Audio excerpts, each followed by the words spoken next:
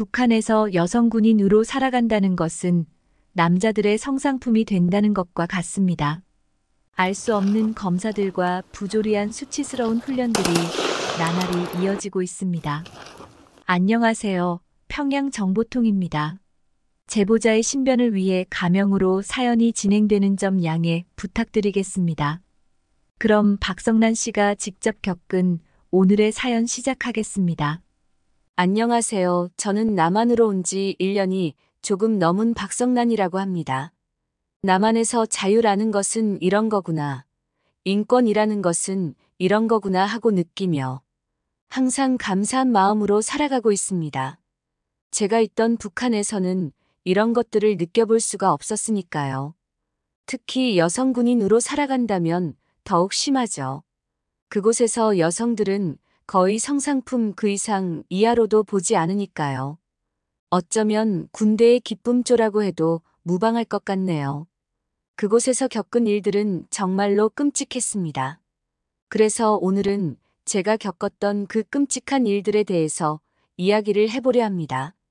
그곳에서 여성들이 어떤 대우를 받는지, 얼마나 처참한 광경이 펼쳐지고 있는지 널리 알려야 한다는 생각이 들었거든요. 쉽지 않은 결정이었던 만큼 꼭 끝까지 들어주시면 감사하겠습니다. 말씀드렸다시피 저는 북한에서 육군 군인으로 일을 했었습니다. 여성으로 군인 생활을 한다는 것은 정말 힘든 일이에요.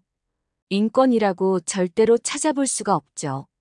게다가 그곳에 들어갈 때 보는 시험들이 정말 입에 담기도 민망할 정도입니다. 이제 그 이야기를 천천히 들려드릴게요. 군인이 되기 전 저는 어머니의 구멍가게에서 담배나 물건을 정리하면서 자주 하늘을 올려다보곤 했습니다. 가게 테두리를 벗어나 더 넓은 세상으로 나아가고 싶었죠. 당간부 마크가 선명한 회색 정장 차림의 언니를 볼 때마다 햇살 아래 반짝이는 그 마크는 마치 등대처럼 제 앞길을 비추는 것만 같은 기분이 들고는 했죠. 아마 그때부터였던 것 같습니다. 제가 군인이 되고 싶었던 것이 말이죠. 아직도 군 모집 공고를 처음 봤을 때 떨림이 생생합니다. 그날 밤 저는 오랫동안 천장을 바라보며 생각했죠. 가게에서 어머니를 돕다가 누군가의 아내가 되어 비슷한 가게를 열 수도 있겠지만 그건 제가 원하는 삶이 아니었어요. 저는 변화를 원했고 그 변화를 위해서라면 어떤 데 가도 치를 각오가 되어 있었거든요. 하지만 어머니의 반대는 예상했던 것보다 더 격렬했고 어머니의 눈물 섞인 목소리가 아직도 귓가에 맴돌아요. 군대는 내가 감당하기엔 너무 힘든 곳이다. 특히 여자라는 어머니의 말씀 속에 담긴 걱정과 두려움이 이해되지 않는 건 아니었지만 저는 이미 마음을 굳힌 상태였어요. 결국 어머니를 설득하고 입대 신청서를 내고 말았죠. 그리고 마침내 모집 장소에 도착했을 때의 충격은 지금도 생생합니다. 칙칙한 회색벽에 둘러싸인 강당으로 들어서는 순간 숨이 턱 막혔어요. 수백 명의 여자들이 모여있는 강당은 마치 도살장 같아 보이기도 했죠. 형광등 불빛은 창백하게 번쩍이며 우리의 그림자를 바닥에 길게 드리웠고 차가운 콘크리트 바닥은 우리의 발걸음 소리를 메아리처럼 되돌려 보냈습니다. 그 안은 긴장감과 공포 그리고 절박함이 마치 안개처럼 공기 중에 가득했습니다. 누군가는 손톱을 뜯고 또 누군가는 옷자락을 만지작거리며 불안함을 감추지 못했죠. 서로 말은 없었지만 모두의 눈빛에서 같은 감정을 읽을 수 있었어요. 두려움과 희망이 뒤섞인 복잡한 감정이었습니다. 간간이 들리는 누군가의 깊은 한숨 소리가 우리 모두의 마음을 대변하는 것 같았습니다. 이후 전원탈이라는 명령이 떨어졌을 때 제 심장은 멈추는 것만 같았습니다. 그 말이 마치 폭탄처럼 강당에 떨어지자 잠시 모든 것이 멈춘 것 같았죠. 옷을 벗는 소리, 누군가의 흐느낌, 그리고 군관들의 구두발 소리가 뒤섞여 불협화음을 만들어냈거든요. 이런 검사는 상상도 하지 못했어요. 체력 검사로 알고 있었는데 옷을 벗으라고 하니 솔직히 너무나도 당황스러웠죠. 너무나도 벗고 싶지 않았지만 언니의 당 마크를 생각하며 저도 하나하나 옷을 벗었어요. 게다가 안 그래도 추운 몸으로 무리하게 달리기를 하니 뛸 때마다 가슴이 아팠어요. 맨발로 밟는 차가운 바닥, 속옷 차림으로 뛰는 동안 온몸으로 느껴지는 시선들, 그리고 무엇보다 가슴 깊숙이 파고드는 수치심. 단순한 신체적 고통이 아닌 깊은 모욕감이 더해진 아픔이었고, 그렇게 속옷 차림으로 팔굽혀펴기와 윗몸 일으키기를 하는 동안 군관들의 시선은 마치 독수리가 먹이를 노리듯 우리를 훑었습니다. 그들의 구두발이 바닥을 때리는 소리가 규칙적으로 들렸고, 간간이 들리는 더 낮게, 더 빨리. 같은 고함 소리에 모두가 움찔거렸습니다. 군관들의 눈빛에는 냉정함과 무관심, 그리고 때로는 위험한 관심이 깃들어 있었어요. 특히 한 군관은 계속해서 젊은 지원자들 주위를 맴돌았는데 그의 시선이 닿을 때마다 소름이 돋았어요. 그러다가 나중에 뒤에서 다른 군관과 속닥거리는 것을 들었는데 저 친구가 제일 낫네, 내 거다. 웃기고 있네, 내 거야. 내가 먼저 맛볼 거니까 그렇게 알고 있으라고. 이러한 이야기를 하면서 낄낄거리고 있더군요. 정말로 충격적이었습니다. 하지만 제가 할 수 있는 것은 없었어요. 그저 명령에 따라 움직이는 것 말고는 아무것도 할 수가 없었죠. 그때의 수치심과 무력감 말로 설명할 수 없을 것 같습니다. 마침내 속옷만 남기고 다 탈의를 완료했을 때 차가운 강당 공기가 살갗을 내듯이 스쳐가는 것이 느껴졌습니다. 형광등 불빛은 더욱 차갑게 느껴졌고 군관들의 날카로운 시선이 마치 칼날처럼 몸을 후쳤고 속옷 차림이 된 우리는 마치 전시된 상품처럼 느껴졌어요. 하얀 속옷들이 형광등 아래 창백하게 빛났고 누군가는 팔로 자신의 몸을 가리려 했었지만 소용이 없었습니다. 없었죠. 인격은 온데간데 없고 그저 검사받아야 할 물건이 된 것만 같았어요. 군관들은 우리를 마치 물건을 검수하는데 위아래로 훑어보았고 그들의 시선이 닿을 때마다 피부가 불에 타는 것처럼 따가운 기분이 들었죠. 그렇게 마지막 신체 검사를 위해 복도로 나왔을 때는 이미 다리가 후들거리고 있었습니다. 형광등 불빛 아래로 길게 늘어선 복도는 마치 영원처럼 길게 느껴졌고 차가운 벽에서는 눅눅한 곰팡이 냄새가 났어요. 발걸음을 내디딜 때마다 심장이 목구멍까지 차올랐고 복도 끝에서 들려오는 울음소리에 온몸이 떨렸죠. 그렇게 들어간 마지막 방에는 의사와 군관들이 산부인과 의자가 놓여 있었습니다. 차가운 새 의자 감촉은 제 온몸에 소름이 돋게 하더군요. 녹슨 새 의자가 삐걱대는 소리와 함께 군의관의 고무장갑 끼는 소리가 마치 사형 선고 같이 들렸습니다. 소독의 냄새가 코를 찔렀고 희미하게 피비린내도 느껴졌죠. 옆방에서 들려오는 누군가의 흐느낌은 제 공포를 증폭시켰고 다리 벌려라는 차가운 명령에 저는 눈을 꼭 감았습니다.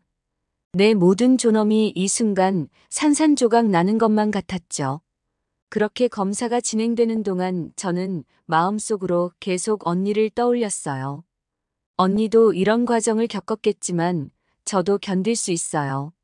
반드시 이겨내야만 한다고 스스로 다짐했죠. 피가 날 때까지 입술을 꽉 깨물면서 말입니다. 모든 검사가 끝나고 합격자 명단 발표는 저녁 나절에 나왔습니다. 창문 너머로 비치는 석양빛이 강당 바닥에 붉은 그림자를 드리웠죠. 그리고 마침내 제 이름이 호명됐고 때 주변에서는 축하의 말들이 들려왔지만 저는 그저 멍하니 서 있었습니다. 쉽지 않은 검사들 때문이지 가슴 한켠이 텅 비어버린 것 같았거든요. 그렇게 집으로 돌아가는 길 해는 이미 저물어 있었고 차가운 봄 바람이 볼을 스쳤습니다. 장마당은 이제 조용했죠. 파란 비닐 천이 바람에 한숨 쉬듯 나부꼈고 빈거리에는 오늘 하루 동안의 흔적들이 많이 남아 있었어요. 가게 앞에서 저를 기다리고 계시던 어머니의 모습이 눈에 들어왔어요. 어머니의 눈가에 맺힌 눈물을 보며 저는 그제야 조용히 눈물을 흘렸답니다. 하지만 이상하게도 후회는 들지 않았습니다. 이 눈물과 상처가 제가 치러야 할 대가라면 기꺼이 받아들일 준비가 되어 있었거든요. 더 나은 삶을 위해, 더 넓은 세상을 보기 위해, 이제 저는 군인이 되기로 했으니까요. 이건 겨우 시작일 뿐이에요. 앞으로가 더 힘들겠지만 언니처럼 저도 해낼 수 있을 거예요. 반드시요. 그렇게 시간이 흘러 군복을 처음 입던 날의 느낌을 아직도 잊을 수가 없습니다. 두껍고 뻣뻣한 옷감이 피부에 닿을 때마다 이질감이 들었죠. 목까지 올라오는 칼라는 마치 쇠사슬처럼 저를 옥죄었고 허리띠를 조일 때마다 숨이 막히는 것 같았어요. 거울 속에 비친 제 모습은 마치 다른 사람 같았어요. 훈련소로 향하는 트럭은 녹슨 철판 냄새를 풍기며 덜컹거렸습니다. 딱딱한 철제 의자에 앉아있는 동안 엉덩이가 아파왔죠. 창밖으로 스쳐 지나가는 풍경은 마치 영화의 한 장면 같았어요. 푸르른 들판, 마을의 밭들, 그리고 점점 멀어지는 도시의 모습, 흔들리는 차체 때문에 어깨가 부딪힐 때마다 옆자리 여자들과 어색한 눈빛을 주고받았어요. 모두의 눈에는 불안과 긴장감이 서려 있었죠. 그렇게 생활관에 첫 발을 들였을 때 충격은 지금도 생생합니다.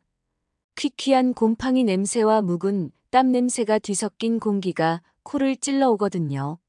녹슨 철제 침대 30개가 군대식으로 정확히 일렬로 배치되어 있었죠. 창문을 통해 들어오는 희미한 햇빛 속에서 먼지가 떠다녔고 회색빛 담요는 마치 이곳의 우울한 분위기를 대변하는 것 같았어요. 바닥의 시멘트에는 셀 수 없이 많은 발자국과 긁힌 자국들이 남아 있었죠.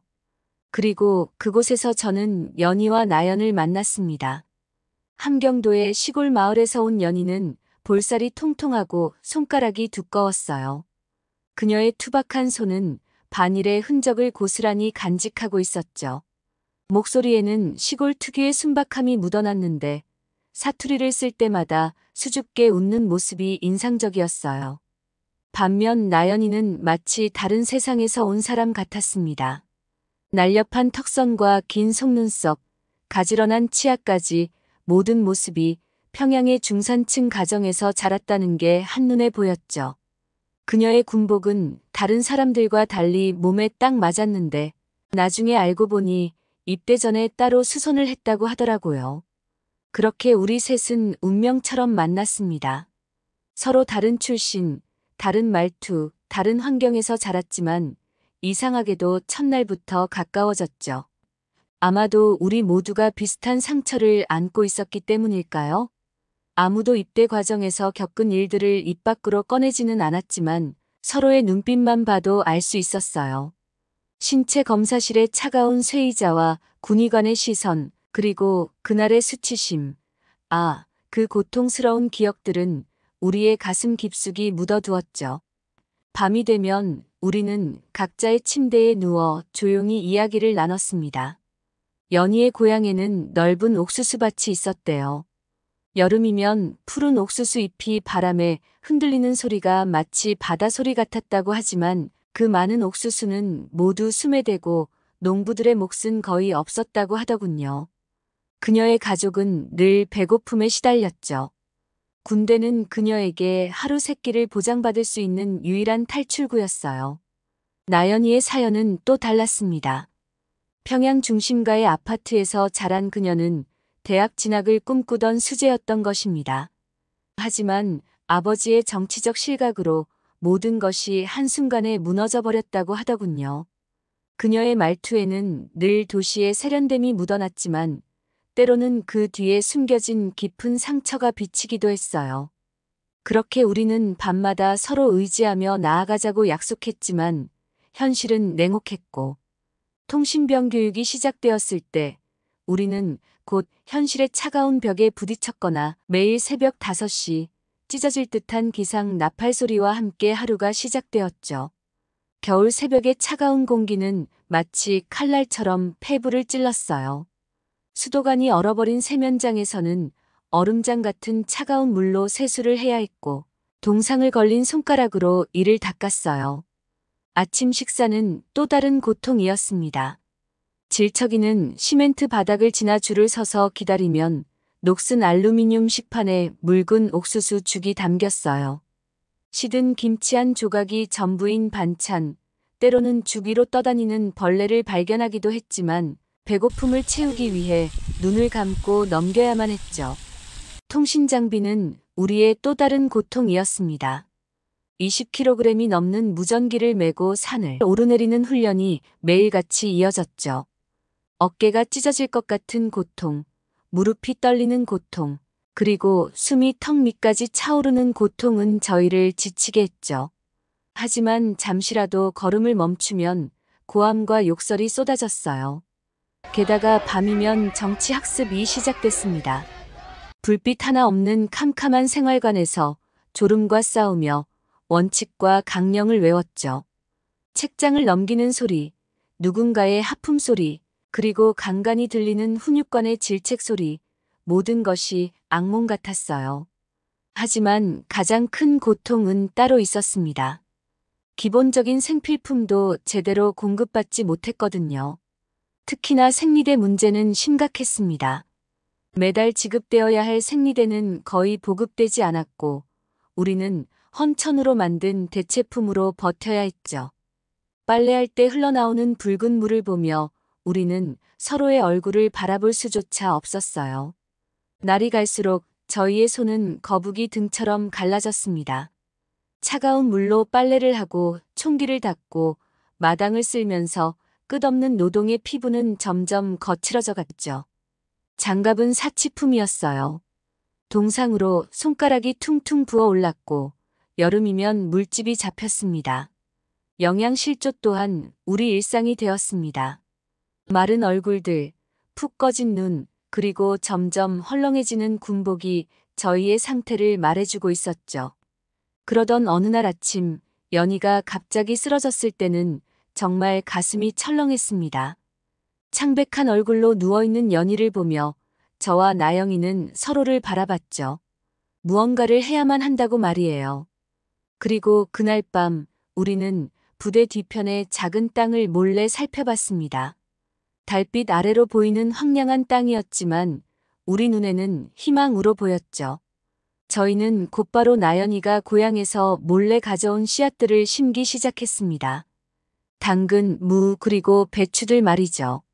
발각되면 엄청난 처벌을 받을 거라는 걸 알면서도 우리는 매일 밤 그 작은 텃밭을 가꾸어 갔습니다.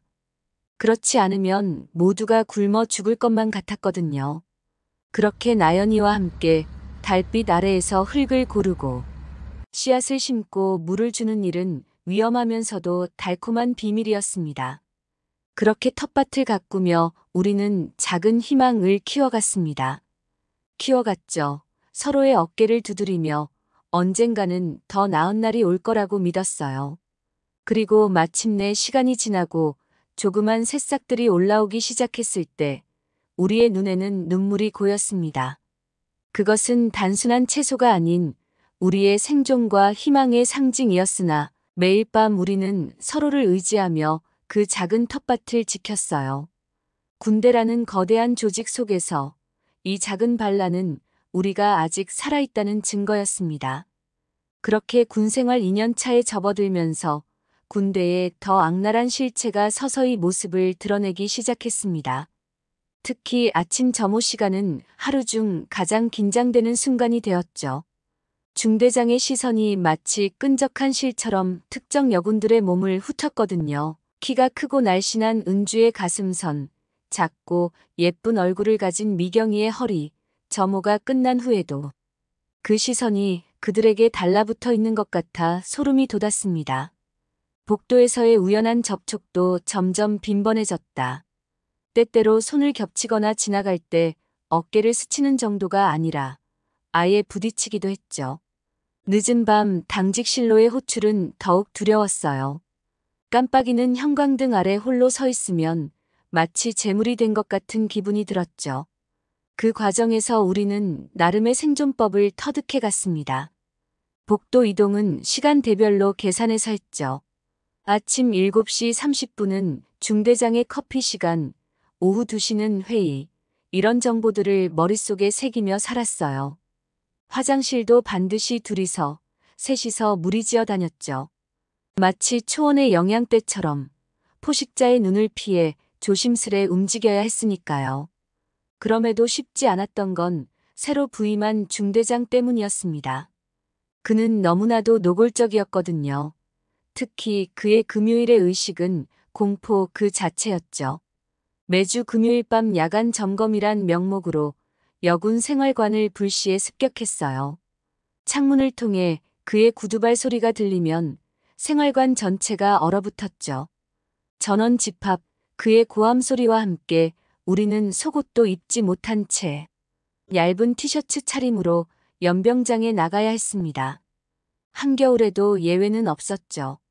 차가운 바람이 살을 내는데 그의 시선은 우리의 몸을 뜨겁게 태웠어요. 달빛 아래 비치는 젊은 여군들의 실루엣을 보며 그는 분기잡기란 명목으로 끝없는 구보를 시켰죠. 가끔은 젖은 티셔츠를 핑계로 누군가를 특별히 관리하기도 했어요. 그렇게 당직실로 호출된 여군들의 운명은 뻔했습니다. 얼마 전에는 유진이가 그렇게 떠났어요. 전출 가기 전날 밤 그녀는 제 손을 잡고 끝없이 울었답니다. 말로 표현할 수 없는 고통, 이 그녀의 눈물 속에 담겨 있었죠. 그리고 결국 임신을 한 그녀는 낙태를 당하고 미쳐버렸다고 하더군요. 아직도 그 생각만 하면 손이 덜덜 떨리고 합니다. 저는 그나마 운이 좋은 편이었습니다. 아마도 매달 부모님이 보내시는 뇌물 덕분이었죠. 시골 장터에서 구한 기름이 아버지가 아끼던 술이며 어머니는 장마당에서 몰래 외화를 구해 보내시기 했어요. 그럴 때마다 어머니의 주름진 손이 눈앞에 아른거려 가슴이 아팠죠. 한 번은 어머니가 보내신 담배 한 보루가 중대장의 책상에 올라갔는데 그날 저녁 중대장은 저를 보며 특별히 너그러운 미소를 지었어요. 그 미소가 얼마나 수치스러웠지만 이마저도 하지 못하는 동료들이 많았습니다. 가난한 집딸들은 곧바로 특별관리 대상이 되었죠.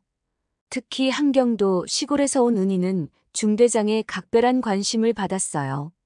매주 금요일이면 그녀는 특별히 앞줄에 세워졌고 늘 가장 오래 뛰어야 했죠. 은희의 얼굴에서 점점 혈색이 사라져갔어요. 웃음소리도 사라졌고 밥도 거의 먹지 못했죠. 마치 영혼이 서서히 빠져나가는 것 같았어요. 더 끔찍한 건 이런 분위기가 전염병처럼 번져나갔다는 겁니다. 다른 남성 상급자들이 점점 대담해졌다. 처음에는 이야 가슴 큰 것 봐라 같은 군복이 몸매가 잘 내 같은 음담패설이 있었어요. 하지만 점차 노골적인 신체 접촉으로 이어졌죠. 심지어 어떤 부사관은 훈련 중 자세를 교정한다며 허리에 손을 올리기도 했어요. 그럴 때마다 우리는 마치 더러운 것이라도 만진 것처럼 몸을 부르르 떨었죠. 하지만 이런 암담한 상황 속에서 저는 한 줄기 빛과도 같은 사람을 만나게 되었습니다. 바로 리수혁 상병이죠. 그와의 만남은 작은 빛과도 같았어요. 보급품 전달을 담당하는 그는 다른 남자들과는 확연히 달랐죠. 서류 전달할 때도 항상 적절한 거리를 유지했고 눈을 마주칠 때면 곧바로 시선을 돌렸어요. 처음에는 그저 그런 점이 고마운 정도였습니다. 우리의 대화는 늘 짧고 형식적이었어요. 주 보급품입니다. 확인했습니다. 정도였죠. 하지만 그 짧은 순간 속에서 서로를 이해하는 깊은 침묵이 있었습니다. 가끔 보급 창고 한켠에서 잠깐 나누는 대화는 저에게 큰 위안이 되었어요. 그는 제가 쓴 시를 읽어주었고 저는 그의 고향 이야기를 들었죠. 하지만 연애가 금지된 군대에서 이런 만남조차 큰 위험을 감수해야 했어요. 그렇게 버텨가고 있던 군 생활에서 가장 큰 시련은 연희의 불명예 제대였습니다. 그날 밤의 기억은 지금도 생생해요. 당직 부사관이 연희를 호출했을 때 그녀의 눈빛에 서린 공포를 저는 절대 잊을 수 없을 거예요. 군기문란이라는 누명을 쓰고 강제 제대를 당하고 만 것입니다. 그날 마주한 연희의 모습은 너무나도 처참했습니다. 찢겨진 군복에 멍든 얼굴. 대체 연희가 잘못한 게 뭔가요? 분노가 치밀어 올랐습니다. 그렇게 연희의 사건은 제 가치관을 완전히 바꿔놓았습니다. 당원이 되어 출세하겠다는 꿈이 이제는 너무나 공허하게 느껴졌죠. 상급자들의 부당한 대우를 참고 견디던 시간들이 모두 무의미해졌어요. 이대로는 안 된다는 생각이 들었죠. 그래서 그날부터 저는 일기를 쓰기 시작했습니다. 낡은 공책에 매일 밤 그날의 일들을 기록했죠. 소등 후 화장실에 숨어 손전등 불빛 아래에서 글을 썼어요.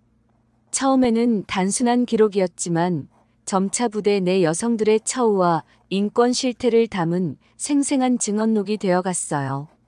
누군가의 눈, 또 다른 누군가의 침묵, 우리 모두의 분노와 절망까지 모든 것을 그대로 담았죠. 그리고 그 일기는 은밀히 다른 여군들 사이에서 공유되기 시작했습니다. 처음에는 같은 생활관의 동기들끼리였죠. 그러다 점차 다른 소대에, 다른 중대의 여군들에게 전해졌어요. 누군가는 내용을 베껴 쓰고 또 누군가는 자신의 이야기를 덧붙였죠. 우리는 서로의 경험을 공유하며 작은 연대를 만들어 갔어요. 이것은 미약하지만 분명한 저항의 시작이었죠. 혼자서는 할 수 없는 일들을 우리는 함께하기 시작했어요. 서로를 지키고 서로의 증인이 되어 주었죠. 그렇게 8년이라는 시간이 느리게 흘러갔습니다.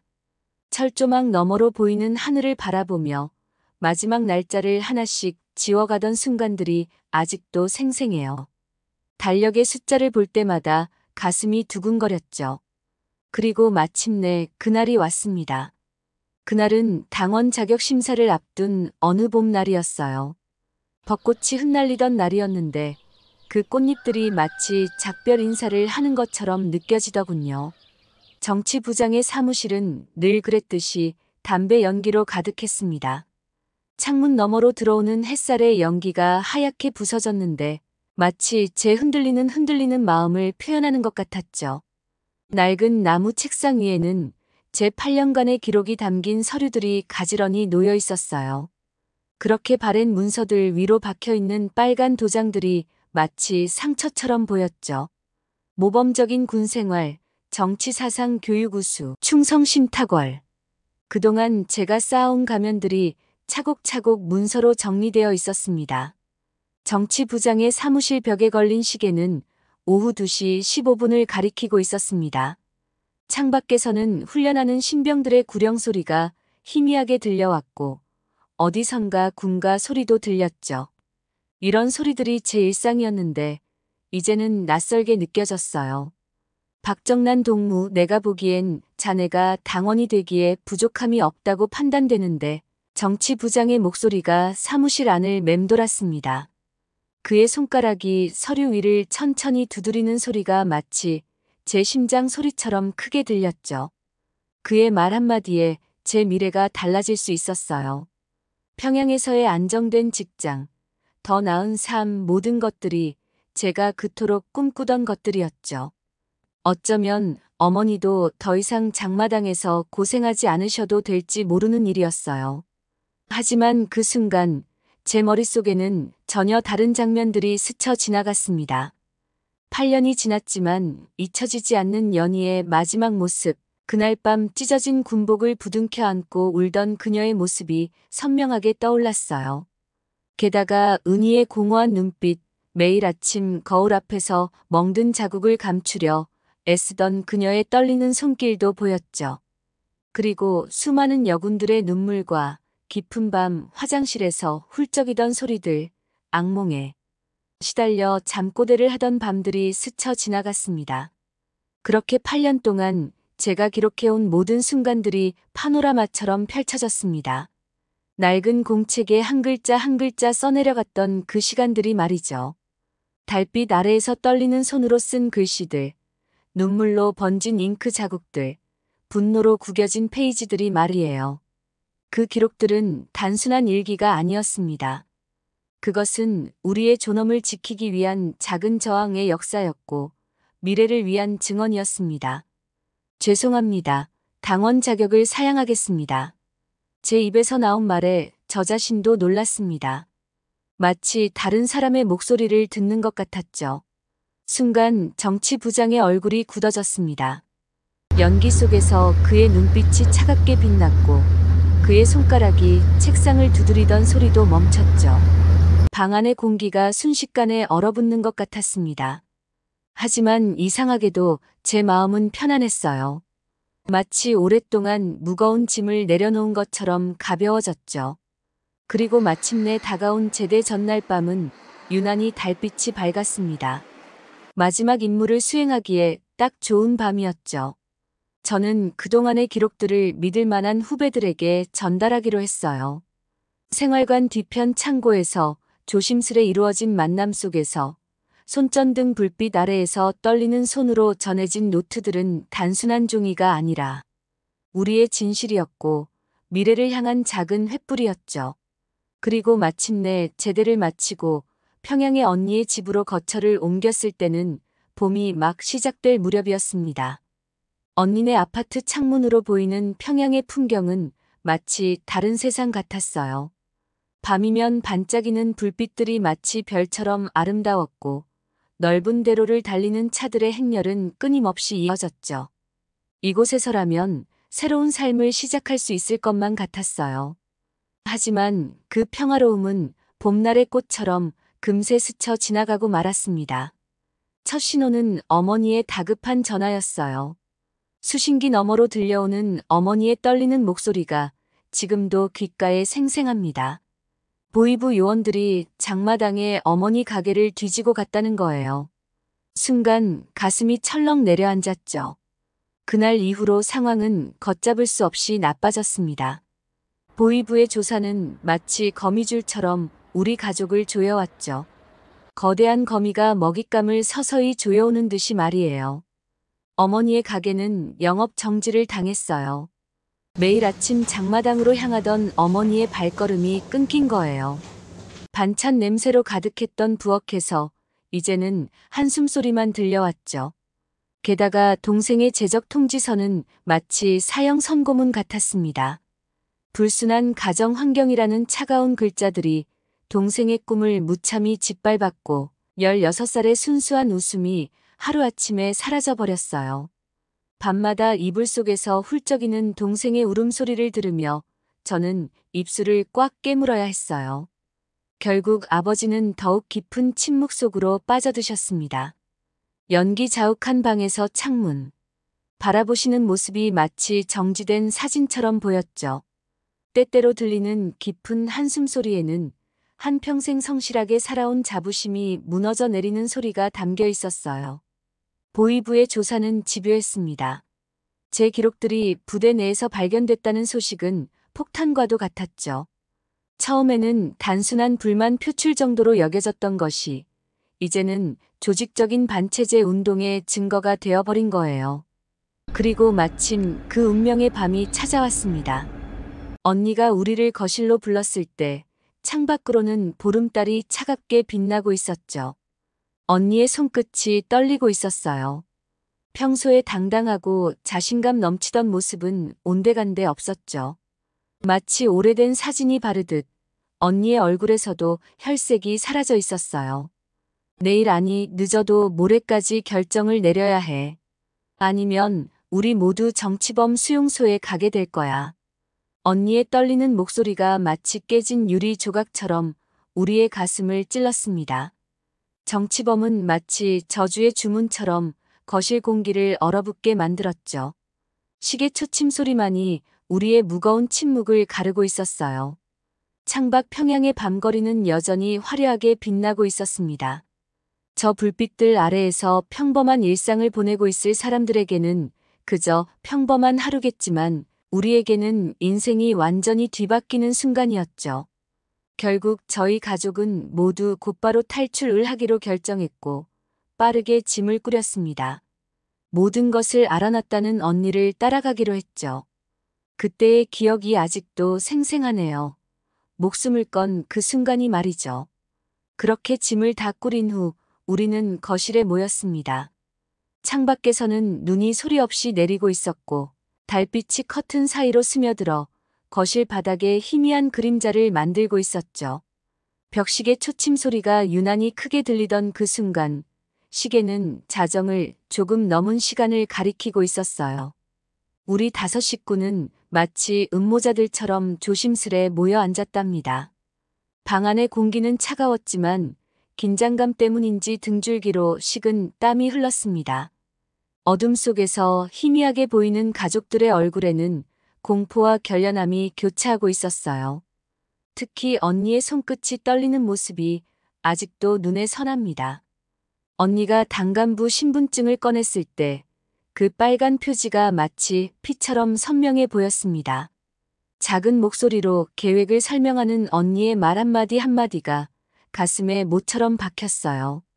함경 도행 이동 서류를 만들어 놨다는 것, 국경까지 가는 경로를 계획했다는 거, 그동안 언니가 얼마나 많은 고민과 준비를 해왔을지 생각하니 가슴이 먹먹해졌던 소리 없이 뺨을 타고 흘러내렸습니다. 까만 눈동자에 빛나는 달빛이 마치 깨진 유리 조각처럼 반짝였어요. 평생을 일구어온 장마당에서의 삶, 매일 아침 반찬을 사러 오던 단골들과 명절이면 찾아오던 이웃들과의 추억, 그 모든 것을 하루아침에 버려야 한다는 게 어머니께는 너무나 가혹한 현실이었나 봐요. 아버지는 마치 돌 조각상처럼 굳어 계셨어요. 때때로 깊은 한숨만 내쉴 뿐 그 어떤 말씀도 하지 않으셨죠. 담배 연기가 방 안에 자욱했지만 누구도 창문을 열 생각을 하지 못했어요. 마치 그 연기가 우리를 지켜주는 안개막처럼 느껴졌으니까요. 16살의 동생은 겁에 질린 눈으로 우리를 번갈아 바라봤습니다. 책상 위에 놓인 재적 통지서가 달빛에 희미하게 비치고 있었죠. 동생의 떨리는 손가락이 무의식적으로 교복, 단추를 만지작거리는 모습을 보며 저는 가슴이 찢어지는 것 같았어요. 그렇게 마침내 평양을 떠나던 새벽은 유난히 춥고 어두웠습니다. 희미한 가로등 불빛 아래로 우리의 그림자가 길게 늘어졌고 발자국 소리가 텅 빈 거리에 메아리처럼 울렸죠. 차가운 새벽 공기가 폐부 깊숙이 파고들었어요. 마지막으로 돌아본 평양의 모습은 마치 흑백 사진처럼 차갑고 서늘했으며 솟은 건물들, 축구장만한 광장, 주체 사상탑의 실루엣이 이제 다시는 볼 수 없을지도 모를 고향의 모습이 가슴에 새겨지는 순간이었죠. 언니가 준비한 차를 타고 우리는 북쪽으로 향했습니다. 낡은 차의 엔진 소리가 마치 우리의 불안한 심장 소리처럼 들렸죠. 창밖으로 스쳐 지나가는 풍경이 마치 영화의 한 장면처럼 비현실적으로 느껴졌어요. 새벽 안개 속으로 사라지는 도시의 모습을 보며 제 마음속에서도 무언가가 천천히 지워지는 것 같았죠. 검문소에 다다랐고 우리는 숨을 죽여야 했어요. 차가 멈출 때마다 심장이 멎는 것 같았죠. 언니는 당 간부 신분증을 보여주며 침착하게 대응했지만 그녀의 손등에 도드라진 핏줄이 그녀의 긴장감을 말해주고 있었어요. 동생은 제 손을 꼭 잡고 있었는데 그 차가운 손끝에서 전해지는 두려움이 고스란히 느껴졌죠. 함경도에 도착했을 때는 이미 한겨울이었습니다. 매서운 칼바람이 뼛속까지 파고드는 것 같았죠. 숨을 쉴 때마다 하얀 입김이 피어올랐고 그 모습이 마치 우리의 떨리는 영혼 같아 보였어요. 마지막 검문소를 통과하고 나서 우리는 미리 연락해둔 브로커를 만났어요. 그는 마치 그림자처럼 어둠 속에서 나타났다가 사라졌죠. 짧은 만남이었지만 그가 전해준 쪽지에는 우리의 생명이 달린 탈출 경로가 적혀 있었어요. 두만강으로 향하는 길은 끝없는 악몽 같았어요. 눈 덮인 산길을 따라 조심스레 발걸음을 옮길 때마다 발자국 소리가 우리를 배신할 것만 같았죠. 달빛이 유난히 밝은 밤이었는데 그 차가운 빛이 우리의 도주를 방해하는 것 같아 원망스러웠어요. 숨소리조차 크게 들릴까봐 입을 틀어막으며 걸어야 했죠. 강가에 도착했을 때는 이미 온몸이 얼어붙은 것 같았어요. 꽁꽁 언 강물 위로 달빛이 비치는 모습이 마치 은빛길처럼 보였지만 우리는 알고 있었죠. 그 아래에는 죽음이 도사리고 있다는 걸. 멀리서 들려오는 게 짖는 소리에 우리 모두의 심장이 먹먹해지는 것 같았어요. 바람 소리와 뒤섞여 들려오는 군인들의 발자국 소리, 그리고 간간이 들리는 총소리, 모든 소리가 우리의 목숨을 위협하고 있었죠. 강물에 첫 발을 디딜 때의 고통 말로 표현할 수가 없었습니다. 칼날 같은 냉기가 발목을 관통했고 온몸이 경직되는 것 같았죠. 어머니의 손은 얼음장처럼 차가웠어요. 아버지는 동생을 등에 업은 채 앞장서서 걸으셨던 달빛 아래. 비치는 아버지의 떨리는 어깨가 지금도 눈에 서네요. 강물이 허리까지 차올랐을 때는 숨쉬기조차 힘들었어요. 그리고 마침내 중국 땅을 밟는 순간 저는 무릎이 꺾이는 것을 느꼈습니다. 온몸이 덜덜 떨렸고 이가 마구 부딪혔죠. 젖은 옷은 순식간에 얼어붙었고 발가락에는 감각이 없었어요. 하지만 안도할 시간은 없었죠. 우리의 도주는 그때부터가 진짜 시작이었으니 중국에서의 나날들은 마치 숨바꼭질 같았습니다. 낮에는 좁은 창고나 컨테이너 속에 숨어 지내야 했죠. 숨쉬는 소리조차 죽여가며 작은 틈으로 비치는 햇빛만 바라보던 시간들. 밤이 되어서야 몸을 움직일 수 있었지만 그때도 항상 그림자처럼 조심스럽게 움직여야 했어요. 라오스로 가는 길은 또 다른 시련의 연속이었습니다. 정글 속을 며칠씩 걸어야 했죠. 독충과 뱀의 위험, 끝없이 이어지는 습기와 더위, 매 순간이 생존과의 싸움이었어요. 동생이 열병으로 쓰러졌을 때는 정말 절망적이었어요. 40도가 넘는 고열의 동생의 입술은 하얗게 말라갔고 저는 그저 동생의 이마에 젖은 수건을 올려주는 것밖에 할 수 없었어요.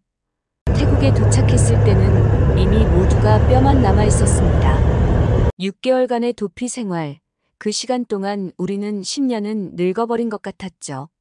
어머니의 머리는 완전히 하얗게 변했고 아버지의 등은 더욱 구부러져 있었어요. 동생의 눈빛에서는 더 이상 16살의 순수함을 찾아볼 수 없었죠. 그리고 마침내 한국 땅을 밟았을 때 처음으로 마음껏 울 수 있었습니다. 인천공항의 차가운 대리석 바닥에 무릎을 꿇고 저는 오랫동안 참아왔던 모든 감정을 쏟아냈죠. 공항의 형광등 불빛이 눈물에 번져 무지개처럼 보였어요. 자유의 공기를 마시는 것만으로도 가슴이 벅차올랐죠. 하나원에서 3개월은 새로운 시작을 위한 준비 기간이었습니다. 한글 자판을 배우고 지하철 타는 법을 익히고 매일매일이 새로운 도전이었죠. 때로는 좌절도 했지만 이제는 두려워할 필요가 없다는 사실이 저희에게 큰 힘이 되었어요. 그렇게 1년이라는 시간이 흘러 이제 저는 서울의 한 출판사에서 제 이야기를 세상에 전하고 있습니다. 책을 쓰는 동안 저는 수없이 많은 밤을 울며 보냈어요. 7년간의 기록을 하나하나 되살리며 그곳에 남아있는 모든 여성들의 아픔을 다시 한번 마주해야 했죠. 책 첫 페이지에 헌정사를 쓸 때는 특히 더 많은 눈물이 흘렀습니다. 한 글자 한 글자를 쓸 때마다 가슴이 무너지는 것 같았어요. 이제 제 기록은 더 이상 작은 불씨가 아니에요. 누군가에게는 용기가 되고 또 누군가에게는 희망이 되어 세상을 향해 타오르고 있죠. 가족들과 함께 찾은 자유는 새로운 시작이었고 저는 이제 더 큰 꿈을 꾸고 있어요. 북한 여성들의 인권을 위해 일하는 활동가가 되는 것, 그리고 언젠가는 통일된 조국에서 모든 여성들이 자유롭게 살 수 있도록 하는 것, 그것이 제 새로운 꿈이에요. 서울의 밤하늘을 바라보면 평양에서 보던 것과 같은 별들이 반짝이고 있어요. 같은 하늘 아래 그곳에 남아있는 모든 이들을 생각하며 저는 오늘도 펜을 듭니다. 이상 평양정 보통이었습니다. 구독과 좋아요는 영상 제작에 큰 힘이 됩니다. 감사합니다.